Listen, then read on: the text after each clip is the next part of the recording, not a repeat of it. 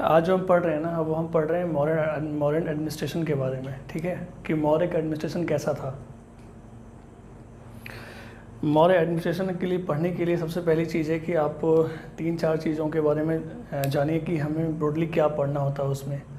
एक कि उसमें स्ट्रक्चर कैसा होता है, सेंटर लेवल पे, प्रोविंशियल लेवल पे, डिस्ट्रिक्ट लेवल पे और विलेज लेवल पे, प्लस उसकी इकोनॉमी कैसी थी मौर्यन एम्पायर की, ठीक है, वहाँ का सोशल लाइफ कैसा था, वहाँ का मिलिट्री सिस्टम कैसा था, ये सब हमें पढ़ना होता है। तो चलिए शुरू करते हैं।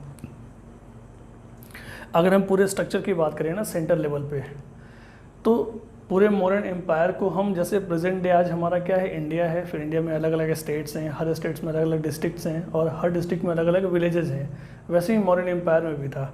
तो सेंटर लेवल की अगर हम बात करें तो पूरे सेंटर लेवल में इसमें जो सिस्टम था ना गवर्नमेंट का, वो था मोनार्की, यानी कि किंग हेड था उसका, और ये हाईली सेंट्रलाइज था।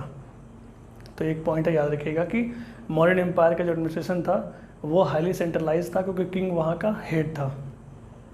अब किंग को असिस्ट करता था एक मंत्री परिषद, ठीक है, ग्रुप ऑफ मिनिस्टर। जैसे प्रेजेंट डे में हमारा पीएम को असिस्ट करते हैं काउंसिल ऑफ मिनिस्टर्स, वैसे ही यहाँ किंग को असिस्ट करते थे मंत्री परिषद। और इस मंत्री परिषद में अलग अलग 18 तीर्थार्थ थे। अगर हम बात करें अर्थशास्त्र की, तो अर्थशास्त्र ये कहता है अकॉर्डिंग टू अर्थशास्त्र कि 18 तीर्थार्थ थे हमारे पास, 18 तीर्थार्थ, जो कि प्रेजेंट डे कैबिनेट मिनिस्टर के रैंक के थे। प्रेजेंट डे अगर हम बात करें तो होम मिनिस्टर है, फाइनेंस मिनिस्टर है, डिफेंस मिनिस्टर है, वैसे ही यहाँ पे तीर्थार्थ थे जो कि हमारे उस समय कैबिनेट मिनिस्टर के रैंक के थे। और इन 18 तीर्थार्थ के पास अलग अलग डिपार्टमेंट्स था। जैसे कि अगर प्रेजेंट डे बात करें तो हर मिनिस्ट्री के अंदर अलग अलग डिपार्टमेंट होता है और उन डिपार्टमेंट में कुछ हेड होते हैं। तो वैसे ही देखिए यहाँ पे 18 तीर्थार्थ थे जिनके अंदर अलग अलग मिनिस्ट्री थी। वो कौन कौन सी थी, तो इनमें 18 तो हैं, लेकिन 4-5 याद रखिए जो बहुत मेन है। सबसे पहला था कि क्राउन प्रिंस, यानी कि राजा। सेकंड थे हमारे पुरोहित, जो कि चीफ प्रिस्ट होते हैं। थर्ड थे हमारे सेनापति, यानी कि कमांडर इन चीफ। फोर्थ महामंत्री। और पांचवा जो थे वो है समाहर्ता, यानी कि जो रेवेन्यू चीफ थे ना, रेवेन्यू चीफ को हम बोलते हैं समाहर्ता। ये चीज़ याद रखिएगा। अब ये हर मिनिस्ट्री के अंदर कुछ अलग अलग डिपार्टमेंट्स होते थे, क्योंकि मिनिस्ट्री के ऐसे मान लीजिए हमारा अगर मिनिस्ट्री ऑफ डिफेंस है तो उसके अंदर कुछ अलग अलग डिपार्टमेंट होते हैं। कोई आर्म्स एंड एम्युनिशन प्रोक्योरमेंट का होगा, कोई रूल्स लाने के लिए होगा, इंटरनल अलग अलग डिपार्टमेंट्स होते हैं काम को डिस्ट्रीब्यूट करने के लिए। तो वैसे ही इन 18 तीर्थार्थ के अंदर अलग अलग डिपार्टमेंट थे। तो इस डिपार्टमेंट को लीड करते थे अलग अलग अध्यक्षाज। तो याद रखिएगा, जो डिपार्टमेंट्स को हेड करते थे, लीड करते थे, उनको बोलते थे अध्यक्षाज। और अर्थशास्त्र के मुताबिक टोटल हमारे पास 27 जो है ना अध्यक्षाज थे। ये देखिए यहाँ पर लिखा हुआ है, ठीक है, टोटल 27 अध्यक्षाज थे हमारे पास अर्थशास्त्र के मुताबिक। ये हुआ बात हमारा सेंट्रल लेवल पे, ठीक है। अब हम बात करते हैं प्रोविंस लेवल पे क्या था। सेंट्रल लेवल पे हमारा हो गया, पूरे का स्टेट था, ठीक है। प्रोविंस लेवल की अगर हम बात करें तो प्रोविंस लेवल उस समय प्रेजेंट डे की अगर हम बात करें तो अलग अलग स्टेट होता है ना, वैसे ही वहाँ प्रोविंस था। तो चंद्रगुप्त मौर्य के समय पूरा मौर्यन एम्पायर 4 प्रोविंस में बटा हुआ था। और जब राजा अशोक आएंगे ना तो 5 प्रोविंस, यानी एक और ऐड हो जाएगा। वो कौन, कलिंगा। तो पहले हम देखते हैं कि ये 4 प्रोविंस कौन कौन से थे मौर्यन एम्पायर में, और अशोका में 5 कौन कौन से हो जाएंगे। तो देखिए 4 अगर हम बात करें तो सबसे पहला हमारा है अवंती प्रदेश। कौन सा है, अवंती प्रदेश। ये है अवंती प्रदेश है यहाँ पे मध्य प्रदेश में। दूसरा हमारा है उत्तर प्रथा। उत्तर प्रथा, ये इस पूरे रीजन को उत्तर प्रथा बोल रहे हैं, ठीक है, ये वाला रीजन। सेकंड हमारा उत्तर प्रथा हो गया। तीसरा हमारा आता है दक्षिण प्रथा, ठीक है, ये वाला पार्ट, साउथ वाला पार्ट, दक्षिण प्रथा। चौथा आता है मगध, ये सेंट्रल पार्ट। और पांचवा आता है, ये तो 4 हो गया हमारा चंद्रगुप्त मौर्य के समय का। पांचवा जो होगा वो हमारा होगा कलिंगा। यहाँ पे कलिंगा है जो अशोक ऐड करेंगे। तो बिहार जो पूरा मौर्यन एम्पायर है वो 5 प्रोविंस में बटा हुआ था। जैसे बिहार हमें पता है कि बुद्ध भगवान आने के पहले 4 भाग में बटा हुआ था ना, विदेहा हमने देखा था, वाजी, अंग और मगध। वैसे ही ये जो है ना 4-5 भागों में बटा हुआ था, 5 प्रोविंस में। इनका कैपिटल देखते हैं तो अवंती राष्ट्र का जो कैपिटल था वो था उज्जैन, मध्य प्रदेश। ये है हमारा यहाँ उत्तर प्रथा का कैपिटल था यहाँ पे तक्षशिला। मगध कैपिटल पाटलिपुत्र, दक्कन और नीचे की दक्षिण पथा का था सुवर्णगिरी, और कलिंगा का था तोसाली, ठीक है, तोसाली। ये 5 आप प्रोविंस याद रखिएगा। इस 5 प्रोविंस के बाद ये हमारा प्रोविंस लेवल हो गया, ठीक है, बस इतना ही याद रखना है इसमें। इसके बाद हर एक प्रोविंस के अंदर अलग अलग डिस्ट्रिक्ट होता था, जैसे कि प्रेजेंट डे मान लीजिए बिहार है तो बिहार में अलग अलग डिस्ट्रिक्ट है, वैसे ही यहाँ पे हर एक प्रोविंस के अंदर अलग अलग डिस्ट्रिक्ट थे। तो हम बात करें डिस्ट्रिक्ट लेवल पे, तो हर एक डिस्ट्रिक्ट का जो लॉ एंड ऑर्डर था ना, वो देखता था एक बंदा जिसका नाम था नगरिका, ठीक है ना, नगरिका याद रखिएगा। ये प्रेजेंट डे एसपी डीएसपी के तरह होते थे, नगरिका।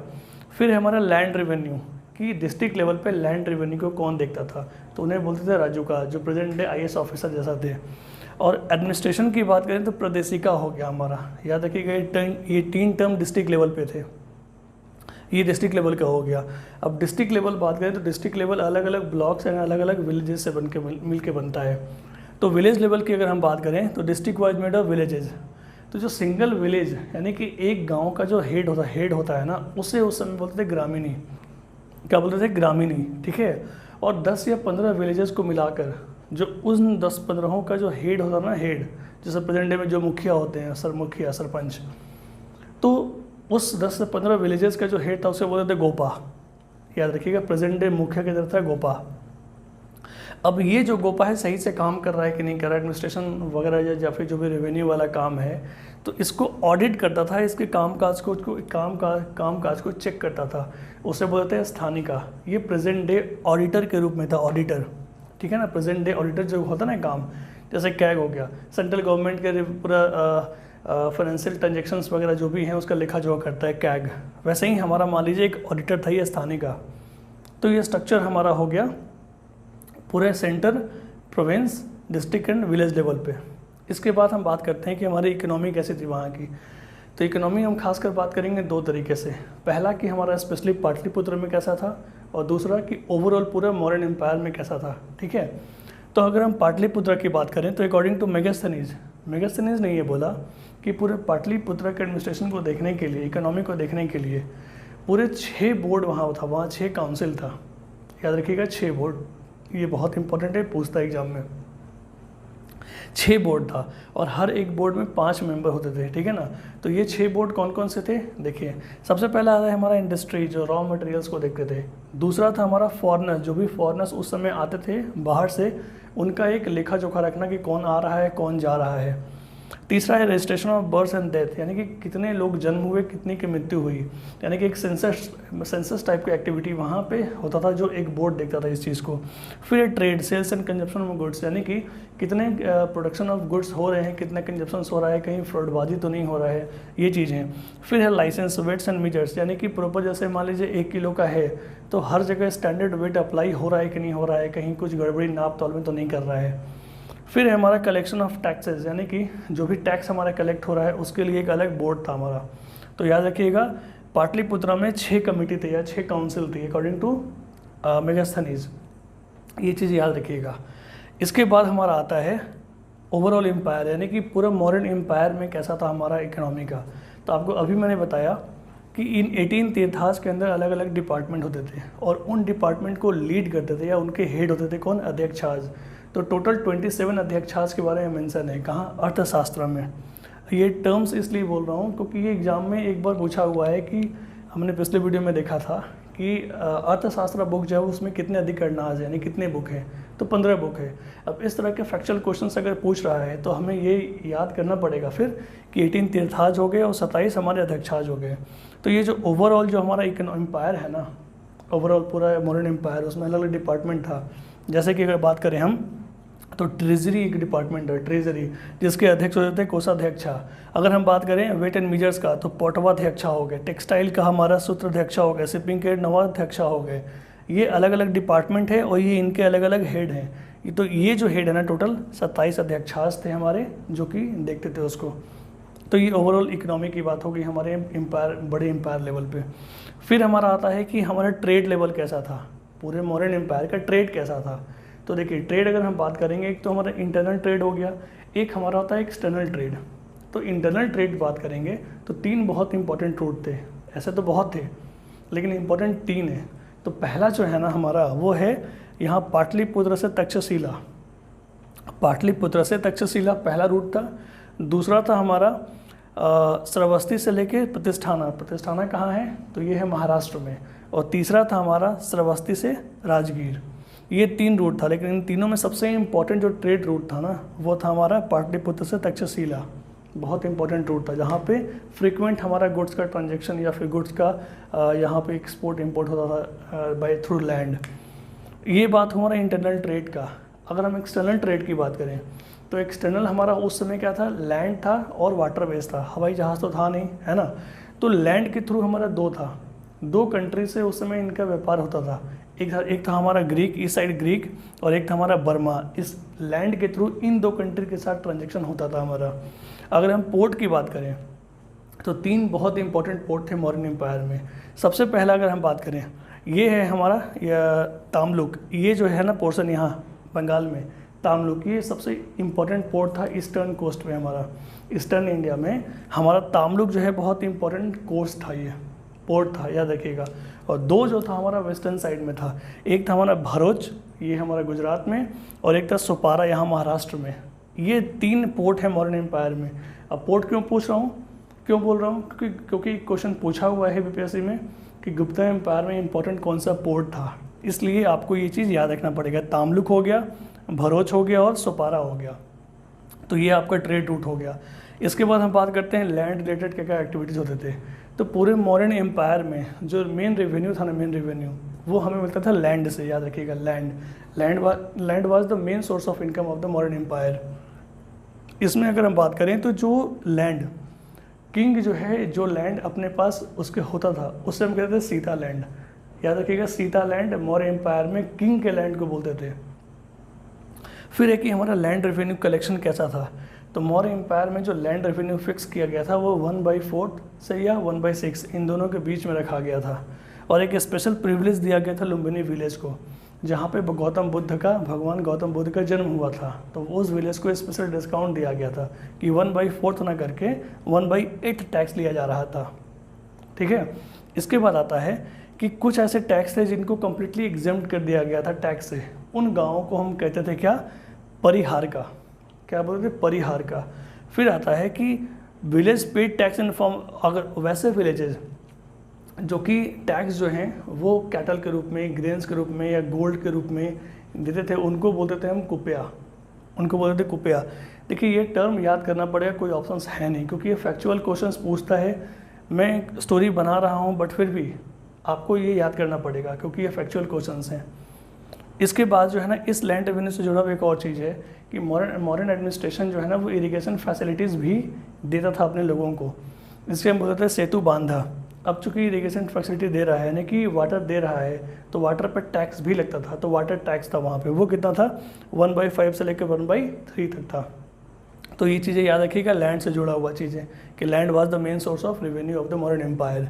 इसके बाद अगर हम मिलिट्री की बात करें तो देखिए यहाँ पे फिर से याद रखिएगा, according to Megasthenes total 6 council थे, टोटल 6 कमेटी या बोर्ड जो बोलो आप, और हर एक बोर्ड में 5 मेंबर होते थे। ठीक है। और वो जो मिलिट्री क्लासिफिकेशन है वो हमारा कौन कौन सा 6 था? तो देखिए, infantry, cavalry, elephant, chariots, navy and transport and supply king. तो याद रखिएगा एग्जाम में पूछता है कि क्या नेवी था क्या उनके पास, मॉडर्न एम्पायर्स के पास? तो हाँ। तो शुरू के जो 4 है ना वो अकॉर्डिंग टू प्लिनी हमारे एक हिस्टोरियन थे, उनके मुताबिक 4 था वहाँ पे मिलिट्री टाइप मॉडर्न एम्पायर में। लेकिन अकॉर्डिंग टू मेगास्थनीज 6 तरह के हमारे वहाँ पे मिलिट्री सिस्टम थे मॉडर्न एम्पायर में। ठीक है। और हर एक बोर्ड में 5 मेंबर थे, यानी कि टोटल 30 कमिश्नर्स होते थे। ये हमारा मिलिट्री का हो गया। फिर हम बात करेंगे जुडिशियल कैसा था वहाँ का। तो जुडिशियल की बात करें तो सेंट्रल, प्रोविंशियल एंड सबऑर्डिनेट, यानी कि एक हमारे से सेंट्रल लेवल पे क्या होता है प्रेजेंट डे में? सुप्रीम कोर्ट, स्टेट लेवल पे हाई कोर्ट, और थर्ड जो हमारे डिस्ट्रिक्ट लेवल पे क्या होता है? Subordinate courts. तो इसमें अलग अलग टर्म्स क्या क्या मिले हैं। तो जो सेंट्रल गवर्नमेंट यानी जो सेंट्रल पार्ट है ना, सेंट्रल पार्ट जो चीफ जस्टिस ऑफ इंडिया हमारे सुप्रीम कोर्ट के, उनको बोलते थे हम लोग धर्माधिकारी। ये धर्माधिकारी chief justice of modern empire, याद रखिएगा, धर्माधिकारी सेंट्रल लेवल पे। प्रोविंशियल लेवल पे जो हेड थे उनको बोलते अमात्या। ठीक है। और जो सब ऑर्डिनेट लेवल है ना, सब ऑर्डिनेट कोर्ट, जिसमें सिविल कोर्ट आता है और क्रिमिनल कोर्ट आता है, तो सिविल कोर्ट को बोलते थे धर्मस्थ्या और हम क्रिमिनल कोड को बोलते थे कंटका शोधनाज। ये टर्म याद रखना पड़ेगा और मजबूरी है, क्या करेंगे आप, इसमें फैक्चुअल क्वेश्चन से इसमें कुछ रटने वाला चीज़ है नहीं। अब सिविल कोड को हम बोलते थे धर्मस्थ्याज, और इसको जो हेड करते थे उनको बोलते थे व्यवहारिका, और क्रिमिनल कोड के जो हेड थे उनको बोलते थे पदेष्ठा। ठीक है, तो ये पूरा हो गया आपका एक ओवरऑल मॉडर्न एडमिनिस्ट्रेशन कैसा था कि स्ट्रक्चर हो गया, फिर आपका इकोनॉमी कैसा हो गया। इसमें एक चीज़ और याद रखिएगा कि अकॉर्डिंग टू अर्थशास्त्र यानी कौटिल्य, उनके मुताबिक कोई भी एम्पायर होता है ना, उसमें 7 एलिमेंट होने चाहिए। किसी भी एम्पायर को फुली इस्टेब्लिश होने के लिए या स्ट्रॉन्ग होने के लिए 7 चीज़ों से मिलकर वो बनता है, जिसे हम बोलते हैं सप्तांग थ्योरी। तो ये 7 एलिमेंट्स है सप्तांग थ्योरी के मुताबिक। कौन कौन से वो 7 एलिमेंट्स थे? वो थे हमारे सबसे पहले कि राजा। एक एम्पायर में सबसे इम्पोर्टेंट होता है राजा, और उसके बाद होता है अमात्य, उसके मिनिस्टर्स। फिर होता है कि जनपद, टेरिटरी एंड पॉपुलेशन। कोई एक स्टेट है तो वहाँ वो जगह और लोगों से ही मिलकर तो बनेगा ना। फिर आता है दुर्ग यानी कि फोर्ट। अब चूंकि उस समय क्या था, अभी तो पार्लियामेंट है, उस समय तो क्या था, फोर्ट था, लड़ाई होता था, जीता था लोग, तो फोर्ट था हमारे पास। फिर कोषार यानी कि ट्रेजरी, हमारे पास पैसा होना चाहिए। उसके बाद है सेना या बाला, अब हम किसी से लड़ेंगे तो हमारे पास आर्मी होनी चाहिए। ठीक है, और 7वां है मित्र एलाई, हमारे आसपास जो नेबरिंग है वो एक हमारे उससे एक फ्रेंडली रिलेशन होना चाहिए। तो ये सप्तांग थ्योरी था हमारा, किसके द्वारा दिया गया था? कौटिल्य अर्थशास्त्र। ठीक है, तो आई होप ये पूरी चीज़ें मैंने कवर किया है। एक लास्ट रह गया, सोसाइटी एंड एजुकेशन कैसा था। तो सोसाइटी याद रखिएगा, यहाँ जो था ना, मेगास्थनीज के मुताबिक हमने क्या बोला था, 7 कास्ट सिस्टम था। ठीक है ना, 7 कास्ट सिस्टम। और इस समय जो है जैन धर्म के लोगों को बोलते थे निग्रंथाज। क्या बोलते थे? निग्रंथाज। और इसके बाद अगर हम बात करें तो हमारा जो एजुकेशन सिस्टम है ना, तो 3 जगह बहुत, इसमें 2 बहुत इंपॉर्टेंट थे एजुकेशन सिस्टम। एक था हमारा तक्षशिला, यहाँ पे तक्षशिला सबसे ज़्यादा इम्पोर्टेंट एजुकेशन सेंटर था मौर्याज का। गुप्ताज की बात करेंगे ना तो गुप्ताज में हो जाएगा नालंदा। ठीक है, तो आई होप कि ये पूरा चीज़ मैंने कवर किया है। इसको देखिएगा 1 बार 2 बार 3 बार, क्योंकि ये मेनली रटने वाली चीज़ें हैं, फैक्चुअल क्वेश्चन है। ठीक है, और वीडियो पसंद आए तो लाइक कीजिएगा।